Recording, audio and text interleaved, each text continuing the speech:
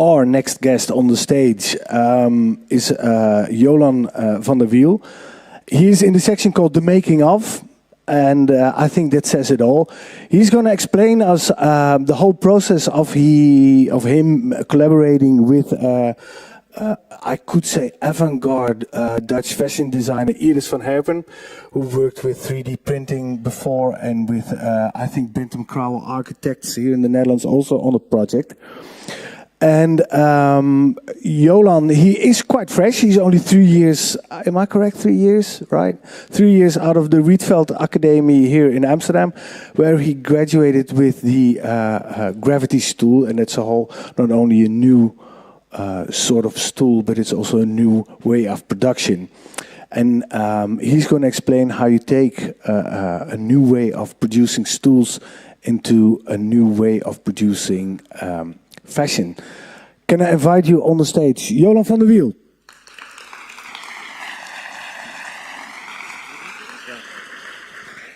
Thank you.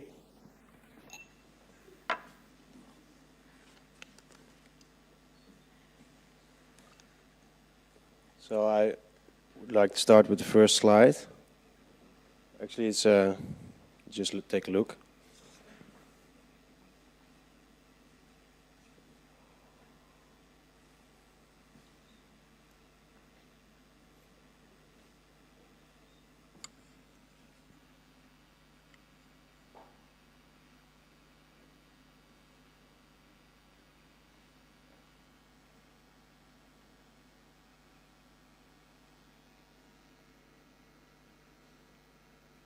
Nice, the light. So this is the environment I try to be in all day, and yeah, that's great. What I most of the time do is trying to imagine in what is around us, and especially what is around us, what we don't see exactly, and try to imagine how that could look like. And of course, there's lots of images how you could imagine what would be shapes which is floating around us, and this is one of them. But yeah, when I was starting designing, I thought when I want to create really interesting stuff, it would be lovely if I somehow could interact with forces which are around us, and somehow can take it in my hands or manipulate it into an environment in where I can control it something, and yeah, how would it look like? So what I start doing is thinking about machines in where a natural force would be one of the designers of the objects. And in this case, I've been investigating a lot of invisible forces like G-forces or static energy, or in this case it was the biggest natural force which in my opinion influences everything around us, and also the design, which is gravity. And the way to manipulate this force would be to use its own force, magnetism. So I started playing around with magnets. So here you see the first drawing of a first machine, and I thought, yeah, what if you use different magnetic fields collaborating together to create one object? Then I would need only one material which is somehow reacting on these magnetic fields, which wasn't existing yet. So that was the most challenging thing, to find out a material which was reacting on these magnetic fields, but then especially on the moment I wanted to freeze down, that it would stay on that level. So I've starting trying out experiments with paint just from the Praxis, which has this metal in it. You can put it on the wall and put your pictures on it. And actually it worked quite well, but it's really, not that strong. So I started doing the same experiments with plastics. So at the end, I found out that a certain two-component plastic, if you mix it together with metal, you have a very good working material which is interacting with this magnetic force. So this is the first little machine, and then I had to go big because I wanted to make furniture. So then this was the the first result. And the nice thing of this tool was that well, I wanted to create this tool, but at the end we found out that there was lots of possibilities by changing the magnetic fields, and it was really a tool to play with and to create all kinds of different things. And I show you some of the pictures of those tools. So the magnetism at the end really became the core business of my doing, and it was the start of how I could run my studio, and yeah, by selling these objects which are coming out. And the nice thing was that I could just play around, and all the objects which were coming out were totally different all the time. They were always unique. So a lot of different objects came out.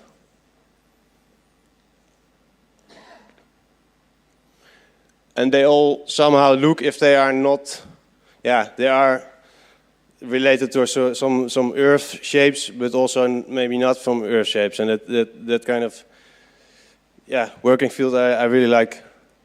So, and then it's going on and on and on. But then I was also always really intrigued to get it more close to the body, because we ourselves are also attracted always to the Earth. So how would the body look like if the body was more sort of a liquid material and would interact with this gravity or maybe with this magnetism? So I started thinking about it with the small parts putting on the body. So this is how the idea started to work with something around the body. I was not especially interested in fashion, but more in working around the body. I had some experience at my internship at Studio Rozengaarde, and there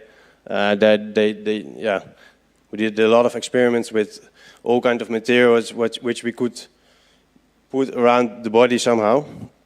So I've been working a lot on starting with developing a new material, and this material was reacting on heat and warmth. So at the end, I made a piece of fabric which is interacting with the body heat. So if you are hot or horny or whatever, it's going open, and when you go out and it's really cold, it's closing down.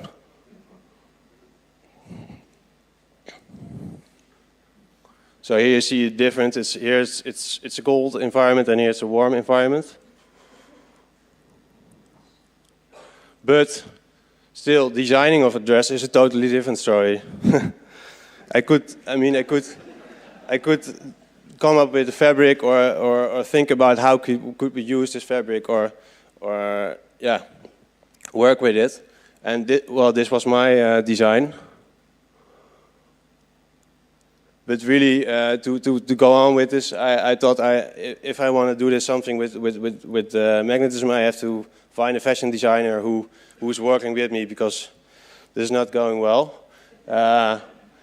So the first idea was to work with Iris van Herpen, because she works somehow on the same way. She really starts with this with 1,000 experiments, and then out of that there's growing the idea of a dress. And this was really easy somehow to connect, I thought.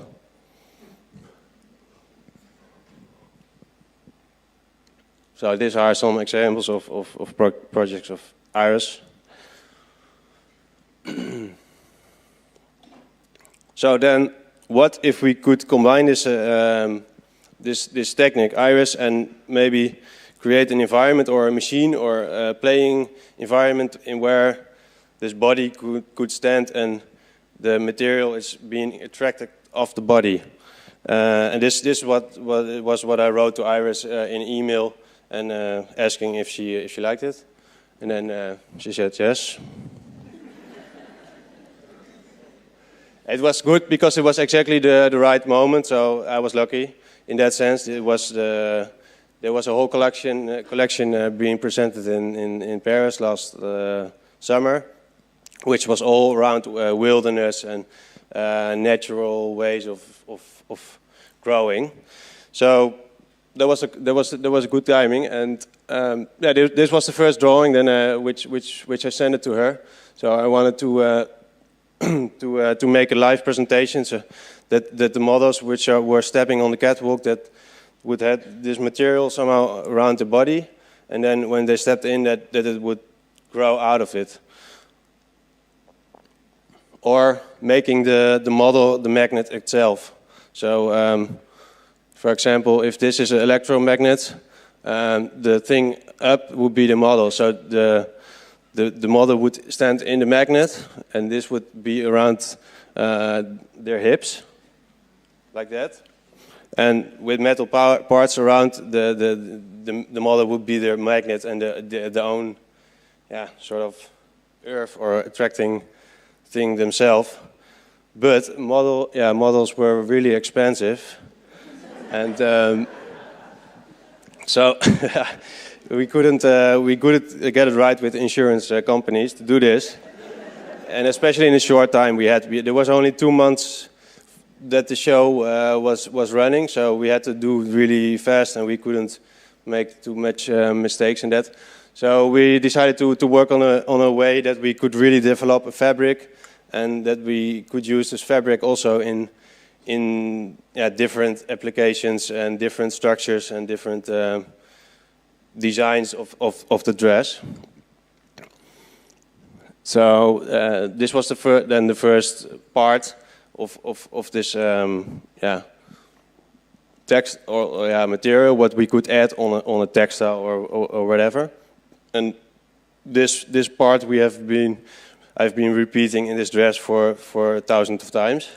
And then you have one big piece of fabric. That is an old. So I show you a little bit how it starts. You have the liquid, the magnetic liquid. And then at the right moment I put a magnet under the material, and it starts growing. But we had with a lot of experiments to get the right height and the right structure. So that was the interaction between us.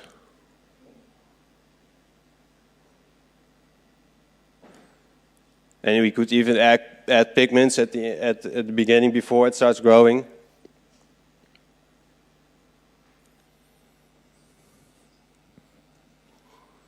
And this was then the first, the real, small part of the dress to start with. And after this, we could really start production of the dress. And then the real interaction started actually. So we decided to bring our people who work for us together. So some people of Iris' studio worked at my studio, and the other way around as well. So we could really collaborate on this. And the interesting thing of working with these people from her company, which were fashion designers, in comparison to my employees, which were designers, were that the fashion designers were much more precise and much more concentrated and working much harder than designers as well. They work 24/7. So this is how we've been building up the whole dress. And this took 4 weeks to make one dress with 3 people.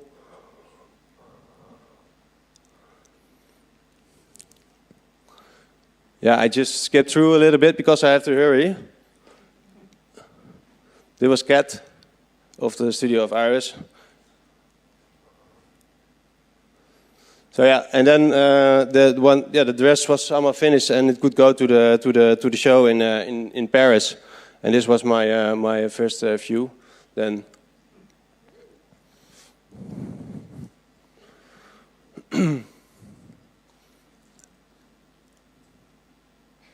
So it became a dress of 30 kilos. And a lot of the shoes, which were printed with a 3D printer, so they were really cracky as well. So it was really respectful that you could stand on it. And we also wanted to create a much more lightweight dress, which was also more translucent, and yeah, so to show more the opportunities of the material.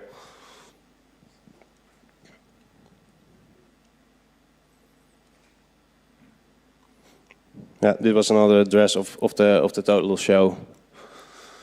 Yeah, now this technique is going on. Actually, that's a nice thing of this collaboration that both studios are using their promotional network to promote this dress and to bring it in our own network. So that's working really good. This was me working on another dress then. So yeah, this is the story I wanted to tell.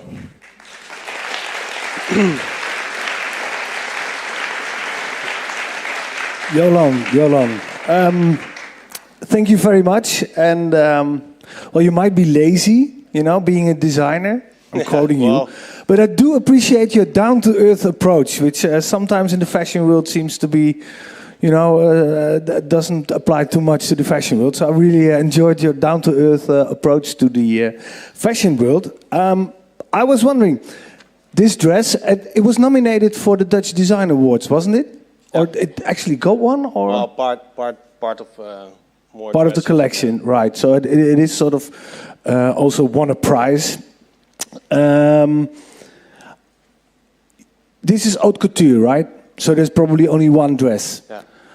Can you imagine that, you know, as a spin-off there could be something? Well, I wouldn't imagine, you know, it would be on sale with Zalando next month. But could you imagine that there could be a more consumer-friendly edition of a dress like this? Well, the material would be suitable for that. It looks really spiky and dangerous, but it's really soft, like almost cuddly. So it's yeah. No, it's sort of a rubber silicone. But yeah. Can you imagine, or is it just a one-off experiment? And well, I don't think it's going to happen. No. You're not going to happen. No. Okay, but I could imagine. Yeah. Okay. Yeah. Well, it would be nice, especially if it opens up. If she gets. Well, it's. I mean, we're still discussing about it because she also has some wearable clothes, and we could imagine that if you use smaller pieces of this added on the fabric, it would be interesting. So not this much, not this aggressive, but more really small, tiny, detailed parts. Yeah. On denim, for example. On denim, yeah. I was also last question, very curious. What did you take? What did you took from this experiment? Because it looks to me a little bit like you wrote an email to Iris, and she said, "Yes, I want to work with you." Then you made the dress, and then Iris is already next to the next one big thing, 3D printing. I think the shoes of a Rem D. Koolhaas, right? Yeah. She's probably off to the next architect or designer to get a load of their ideas. What did you take back from this collaboration? I think it was more any new products coming out with this technique? Sorry? New products coming out in this technique, for example? With this specific technique? Well, I think it was more the way of working which I found interesting. So that you work more from out of a theme. So the technique itself is more, it's not the most important thing, but it's all part of one story. So all these techniques together are one story, and this way of designing somehow I found really interesting. Yeah. Okay, but there are no specific, very specific products coming out. In material sense, there's now a lot of other possibilities for me to use these techniques. In, for example, there's another company now who's who's making this acoustic walls, and they saw these materials now, and it seemed to be perfect match because it's exactly good for acoustic uses. So yeah, I can imagine. So, but if you ever make a couch or a sofa with it, sell it to me. I'd like it. Okay, Jolán, thank you very much for your presentation.